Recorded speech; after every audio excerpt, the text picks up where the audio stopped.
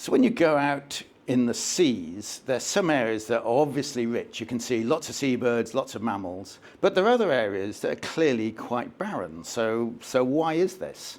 I'm here with Isabelle Côté from Simon Frazer University.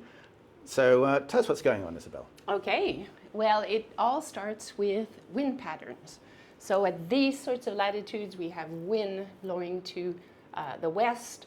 A little bit above that, we have winds blowing to the east. And what this does is that it creates a circular current pattern that goes in this direction in the northern hemisphere, the opposite direction in the southern hemisphere. So when the water reaches this point, it's cold and dense and it sinks. The same thing happens near Antarctica in the southern hemisphere. And these cold, oxygenated waters sink to the bottom. They circulate through the rest of the ocean, and then eventually they'll hit the continents. So these cold, at this point, nutrient-rich water, they've accumulated nutrient because everything that dies in the ocean finds its way to the bottom.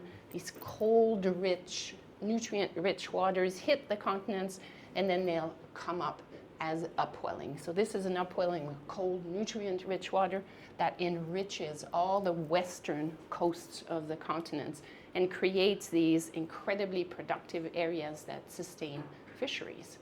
So I guess that's where we see all the fisheries. That's where the seabirds and mammals largely are. Exactly, exactly. And so we don't see this in the middle, because in the middle we don't have this upwelling. What we have is a fair bit of sun. We have a bit of nutrients that might come, for example, from desert dust. But these nutrients are used up really, really quickly by phytoplankton. So you end up with very nutrient-poor areas in the middle of each of the oceans. So what about corals and kelp? Yeah, so corals are a little bit of a conundrum, but because you've got these species-rich ecosystems that are essentially existing in nutrient deserts. So what you see in coral reefs is not a lot of external input of nutrients from upwelling or from land, but instead you have a lot of internally generated nutrients from excretion of fish and other coral reef organisms. And these nutrients are taken up extremely quickly by productivity. So you have a really fast cycle of recycling and regeneration of nutrients without that kind of external input. So that happens over here and obviously on the east coast of Australia. Now kelp are very different. So kelps tend to live in nutrient-rich habitats, and in fact they're quite closely associated with these areas of upwelling. So that is why we get a lot of productivity in kelp forests. So why does this matter?